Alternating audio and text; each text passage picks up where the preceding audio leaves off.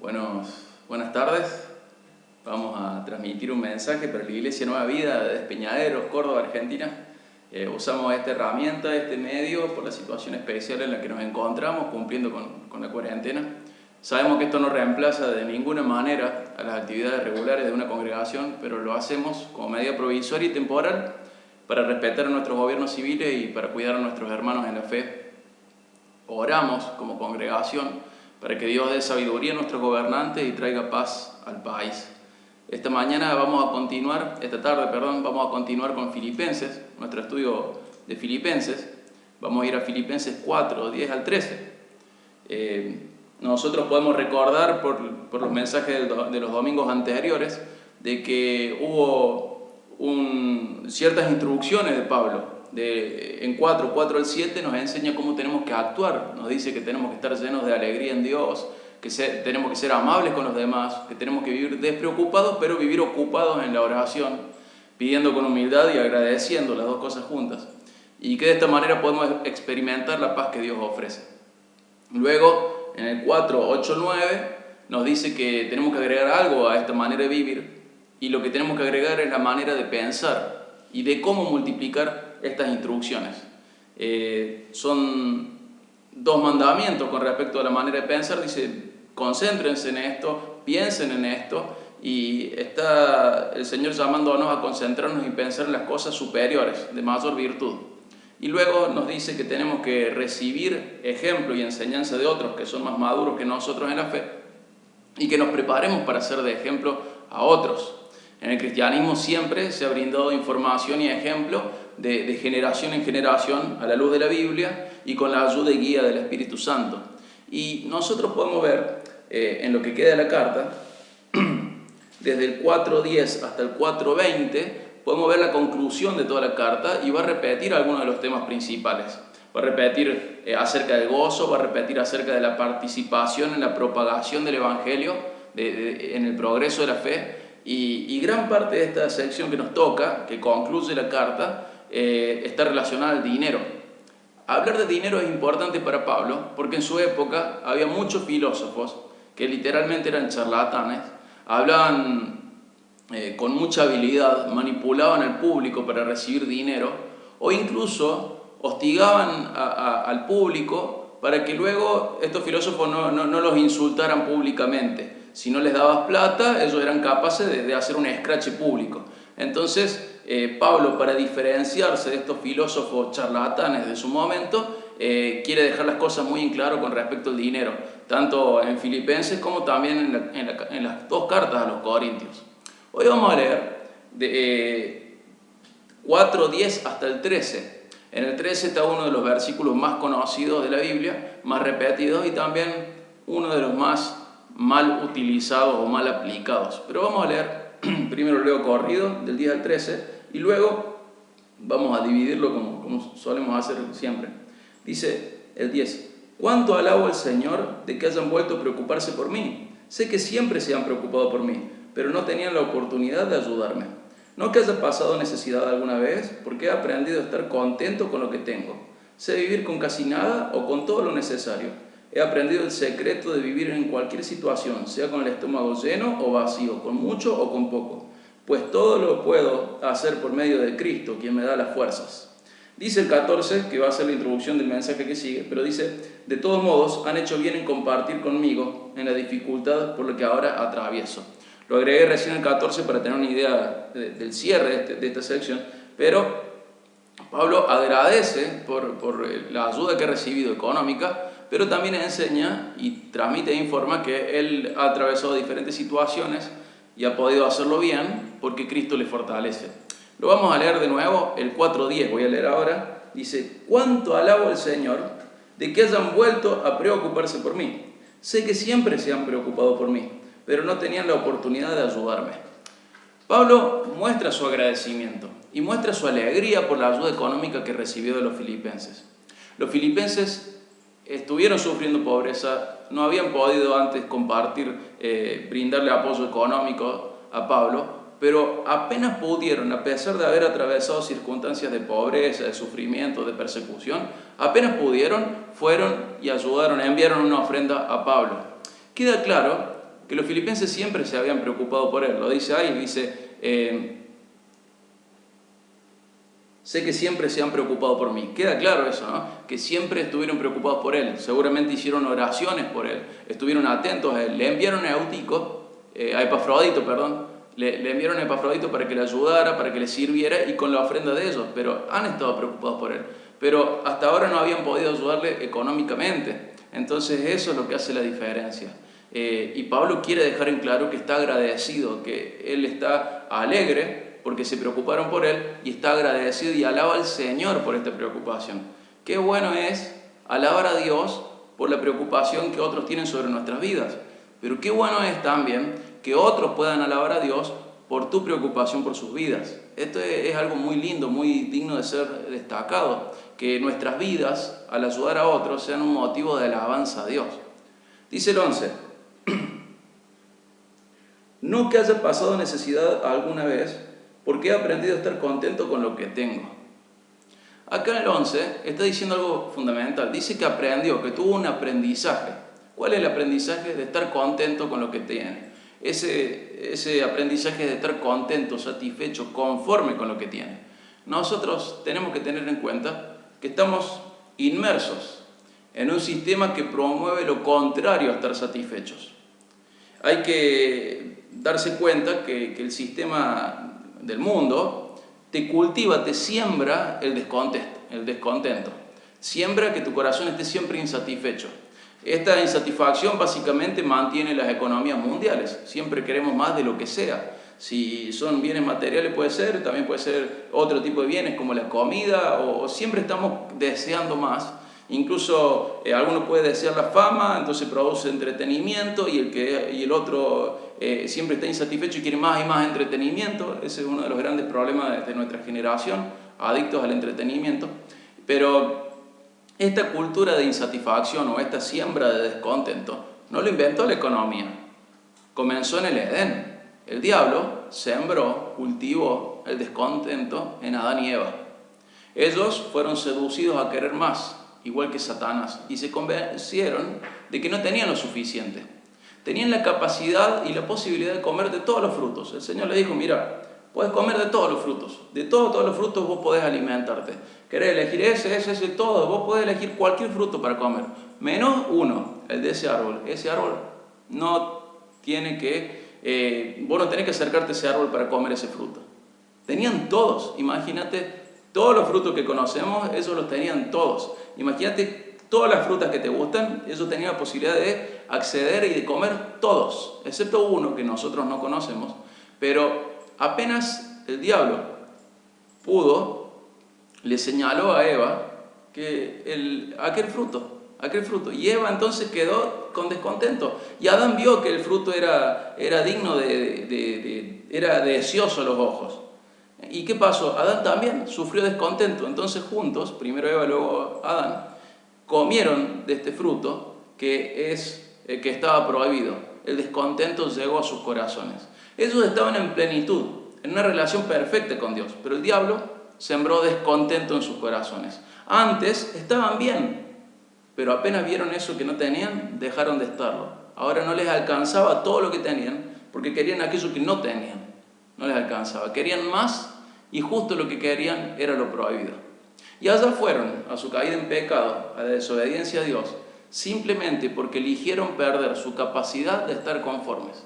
Pablo dice que aprendió a estar conforme, satisfecho, contento con lo que tiene. Y Adán y Eva nos muestran que ellos perdieron esa capacidad, estaban plenos, pero luego, al ver lo que no tenían, perdieron la capacidad de estar contentos con todo lo que tenían. Y esto pasa con muchas cosas. Pasa desde las menos importantes a las más importantes. Pasa, por ejemplo, con el teléfono celular. Uno compra un teléfono y al rato ve que hay uno que es mejor, tiene mejor pantalla, tiene más velocidad o tiene mejor cámara y ya tu teléfono no es lo mismo para vos y tenés ganas de otro. O a lo mejor no es tu problema con el teléfono. A lo mejor una moto, te compras una moto y la primera semana es la mejor moto del mundo, pero luego ves una con un motor mejor y empezás a estar descontento con la tuya. O quizá no te pasa con las motos, te pasa con los autos, o te pasa con los títulos, y estás estudiando y siempre querés otro, porque siempre estás descontento.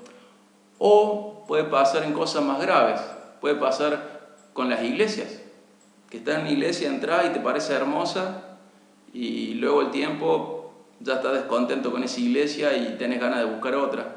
O puede pasar con las relaciones. Mucha gente deja a sus esposos, su esposa, por esta cultura del descontento, muy diferente a lo que Pablo aprendió, a estar conforme en su situación. Y tenemos que tener cuidado. Estar conforme no significa ser mediocre. Estar conforme significa afrontar la vida sin perder el gozo por las circunstancias, pero no significa vivir en abandono, en letargo, sin desear progresar en cualquier ámbito en el cual se pueda progresar. Dios nos enseña a ir por más siempre, de a poquito, pero siempre por más.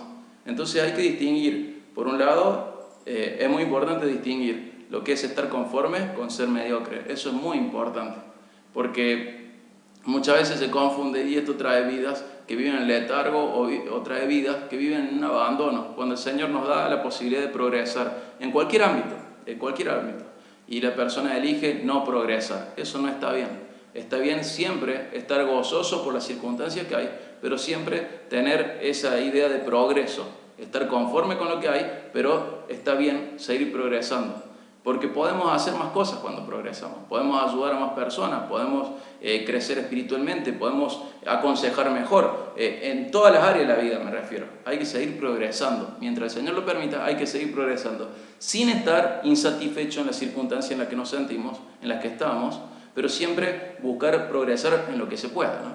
Y Pablo continúa en el versículo 12 explicando más esto de vivir contento, satisfecho, conforme. Fíjense el 12. Dice, sé vivir con casi nada o con todo lo necesario. He aprendido el secreto de vivir cualquier situación, sea con el estómago lleno o vacío, con mucho o con poco.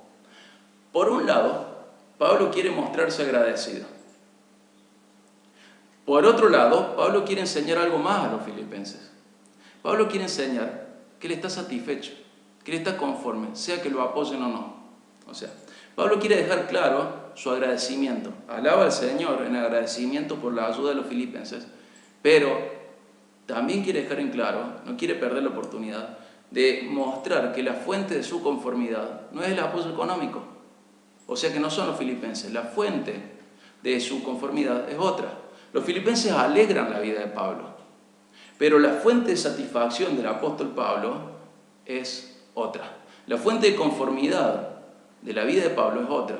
Y él dice que aprendió un secreto, el secreto de vivir, dice, en cualquier situación.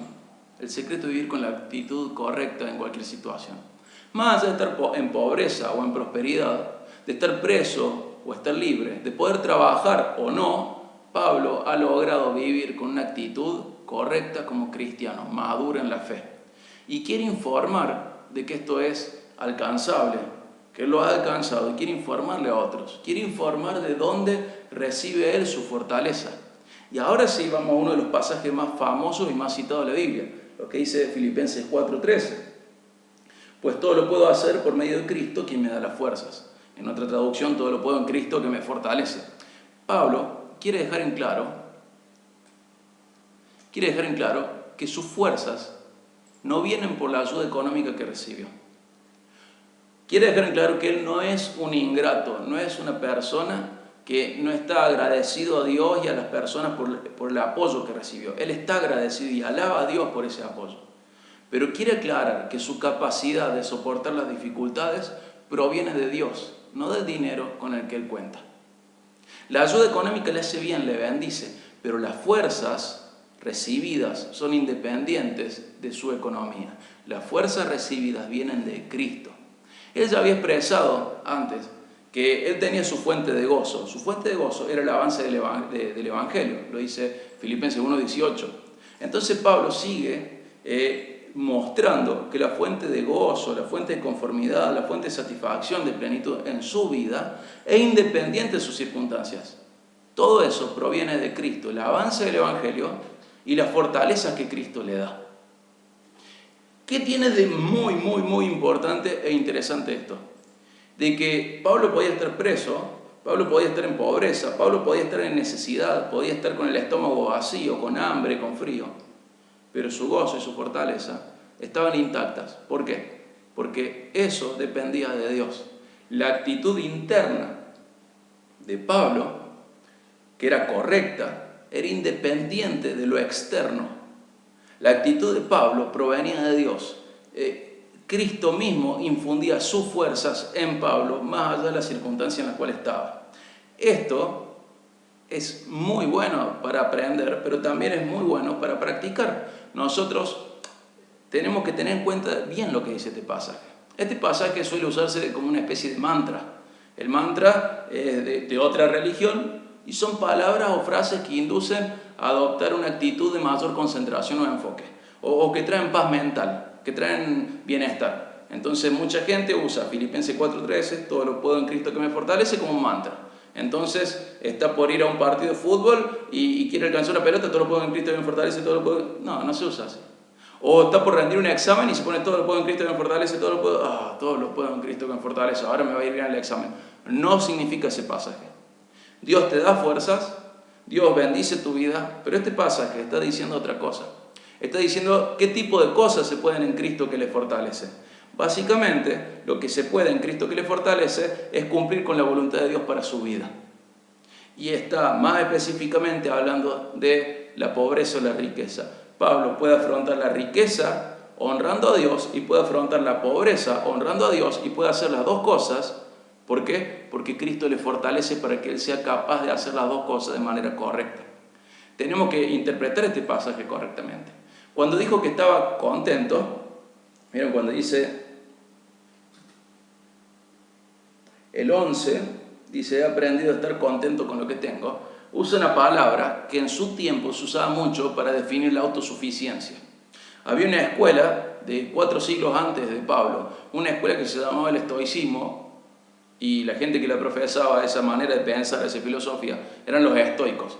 Los estoicos tenían la idea de que estaba bueno desprenderse de todo lo material, de los objetos externos, y preocuparse por la sabiduría y el dominio del alma, por el control propio, y liberarse de las pasiones y deseos que perturban la vida. Si un estoico quería lograr la máxima altura espiritual, por decirlo de alguna manera, filosófica de la persona, a través de desprenderse de las cosas, a través de tener paz y soltar pasiones que desordenan la vida, y parece casi cristianismo esto, porque es tener una actitud de desprendimiento de las cosas, de tener una actitud de dominio del alma, de la mente, de control propio, de dominio propio, liberarse de las pasiones que perturban la vida. Es muy parecido al cristianismo, pero el estoicismo tenía una idea más. En el estoicismo se defendía mucho la idea de ser autosuficiente, de desprenderse de lo material, pero sin perder la autosuficiencia. O sea que vos podías soltar todo lo material, pero no todo, sino aquellas cosas que te sobraban, porque vos tenías que mantenerte a vos mismo. El estoico hacía eso. Y Pablo está haciendo este contraste con los estoicos. ¿Por qué? Porque ellos veían a la autosuficiencia como el atributo más valioso de los sabios. Decir, bueno, yo puedo desprenderme de esto, pero en tal punto, en tal equilibrio, en tal perfección y madurez de la filosofía estoica, que soy autosuficiente. No necesito a nada ni a nadie. Y Pablo se diferencia, el cristianismo se diferencia del estoicismo en esto. No somos autosuficientes. Entonces, Pablo no ve a la privación económica como un desastre, ni a la comodidad como una señal de éxito. Pablo, a diferencia de los estoicos, dice que su contentamiento, satisfacción, plenitud, no vienen de él, no vienen de su madurez, vienen de que Cristo infunde su fortaleza en su vida. Esta fortaleza, insisto, proviene de Cristo. Lo que Pablo está diciendo es que puede enfrentar cualquier situación en la que estuviera metido por causa del ministerio, cumpliendo la voluntad de Dios, porque Cristo le da fuerzas para aguantarlas. Y estas fuerzas provienen de Cristo, una fuerza interna. Cristo las infunde en la vida de Pablo y provee de esta manera fortaleza a Pablo. Y Dios suple las necesidades de Pablo según la voluntad de Dios. ¿Esto significa que Pablo vivió siempre en prosperidad? No, para nada, lo acabamos de leer. ¿Significa que siempre vivió en pobreza? No, para nada, lo acabamos de leer. ¿Significa que Dios le ha dado fuerzas para vivir correctamente según la voluntad y los parámetros de Dios, estando en plenitud económica y en necesidad económica. En las dos situaciones contrastantes, diferentes, él ha podido estar bien, brindando un buen servicio a Dios y teniendo una actitud correcta, porque Cristo le daba fuerzas. Recordá, así como lo hizo con Pablo, tenés que saber que también lo hizo con los filipenses, y también tenés que saber que lo va a hacer con vos y conmigo, lo va a hacer con nosotros. Pero recordá esto, el secreto de la conformidad no está en lo que tengas. El secreto de la conformidad, de la satisfacción, está en Cristo. Él da fuerzas para que podamos estar conformes y satisfechos en cualquier situación. Muchas veces nosotros vamos a ser asolados por la pobreza. La pobreza va a golpear nuestra puerta y vamos a estar complicados económicamente. Vamos a tener miedos que están justificados. Pero en Cristo podemos recibir fortalezas para seguir cumpliendo su voluntad para nosotros y que los propósitos suyos se sigan cumpliendo en nuestras vidas. ¿Cuándo puedo aplicar este pasaje en mi vida? Cuando estoy en una situación paralela a la de Pablo. Dios siempre va a fortalecer a sus hijos para hacer la voluntad divina. Un partido de fútbol no es una situación paralela. Aprobar un examen puede ser que en la mayoría de los casos no sea una situación paralela. Una enfermedad puede ser que no sea una situación paralela. ¿Qué quiero decir? Que Dios te va a sostener, por ejemplo con esto de la enfermedad, sea que te enfermes o sea que te sanes, Dios te va a sostener para que estés conforme con las circunstancias que Dios ha decidido o permitido que lleguen a tu vida. Y vas a lograr esta fortaleza simplemente porque Dios le infunde a los suyos. Pero es un aprendizaje que vos tenés que lograr a través de madurar en la fe. Es lo que hizo Pablo. Él aprendió esto. Y al aprender esto, recibió la fortaleza de Cristo. Es verdad que Dios nos da fuerzas para otras cosas. Pero si vamos a lo que dice estrictamente este pasaje, dice que hay fortalezas para aquel que gira en torno a lo que Dios quiere, a los propósitos de Dios. Dios siempre te va a sostener internamente para que puedas tener esta conformidad o esta paz o esta plenitud o esta satisfacción a pesar de las circunstancias. Dios siempre te va a sostener en su voluntad. Si vos estás con la actitud correcta, Dios siempre te va a sostener en su voluntad. Entonces, cuando no me siento sostenido y estoy desfalleciendo, estoy decayéndome, estoy de alguna manera deprimiéndome, tengo que revisar dos cosas. Por un lado, ¿estoy haciendo todo lo que tengo que hacer para madurar mi actitud frente a la vida, según la palabra de Dios? Y por otro lado, ¿estaré en la voluntad de Dios o estaré metido en algo que no era voluntad de Dios? Si yo estoy en la voluntad de Dios, Dios me va a sostener en pobreza o en prosperidad, en enfermedad o en salud, pero el Señor me va a sostener para hacer su propósito, para hacer su voluntad, para que se cumplan sus propósitos en mi vida.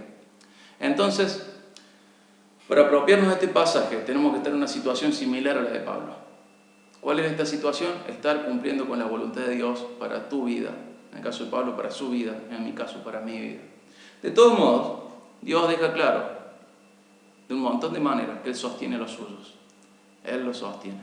Dios tiene el poder, y no solo tiene el poder para suplir la necesidad de su Hijo, también tiene la voluntad para suplir estas necesidades, pero según los propósitos que Él tenga. Aquel que es poderoso para someter todas las cosas a Él, que lo dijo Filipenses 3:21, capacitó a Pablo para enfrentarse a las circunstancias más adversas, enemigos, gente que hablaba mal de él, la prisión, la necesidad física, económica. Lo dice el 4:13. Dios ha capacitado a Pablo para enfrentarse correctamente a estas circunstancias, aun cuando son las más duras. Del mismo modo, los filipenses han sido también azotados por la prueba. En 2 Corintios 8, 1 y 2 nos dice esto, que los filipenses han sufrido persecución y esto ha traído pobreza. Han sido perseguidos, dice acá el 1, 28 al 30. Están divididos, nos dice 2.14, el 4.2. Pero al mismo tiempo, como ya vamos a leer el domingo que viene, en Filipenses 4:19 dice que Dios cubrirá sus necesidades de acuerdo con sus riquezas ilimitadas.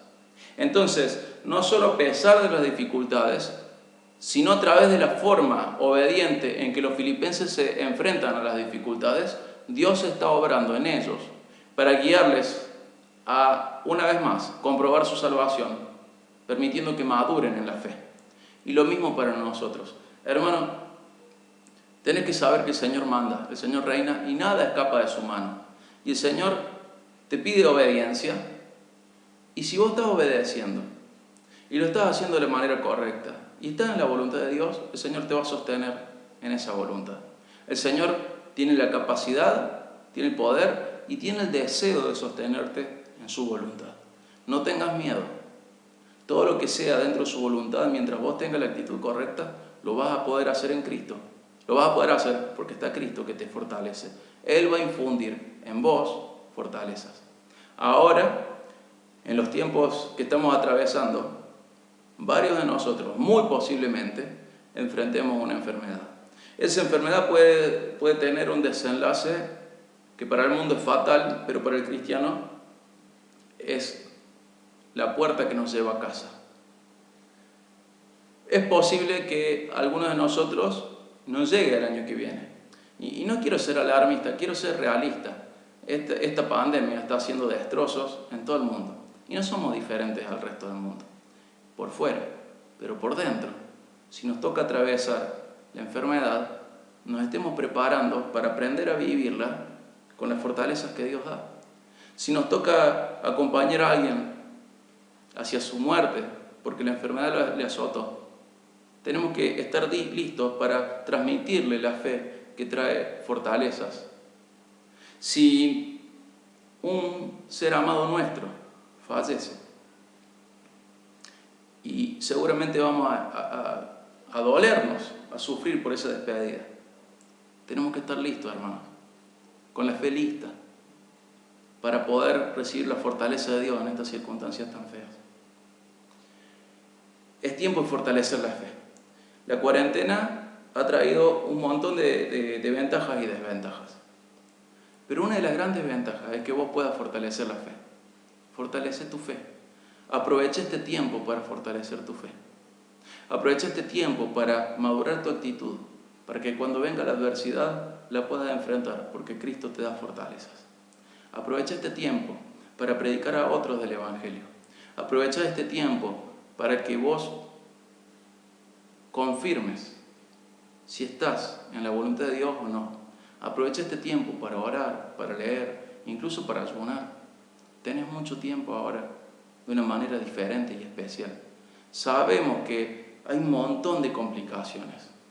Muchas tienen que ver con la salud y muchas otras con la economía. Son lo que está persiguiendo nuestro corazón, por decirlo de alguna manera, dos grandes problemas. A nivel iglesia, no poder congregarnos, pero fuera de la iglesia, la salud y la economía son dos cosas que están tambaleando. Entonces, aprovechemos bien el tiempo para que fortalezcamos nuestra fe y recibamos esta fortaleza que el Señor quiere brindar y puede brindar y desea brindar a nuestras vidas. Hermano, Dios te bendiga mucho. Yo voy a orar acá por mi cuenta, pero te animo a vos a orar en donde vos estés. Recuerda, podés cumplir con la voluntad de Dios para tu vida, porque Cristo te da fortaleza para eso. Dios te bendiga muchísimo. Dios sea con vos. Un abrazo gigante y tengo muchas ganas de volver a verlos. Dios les bendiga.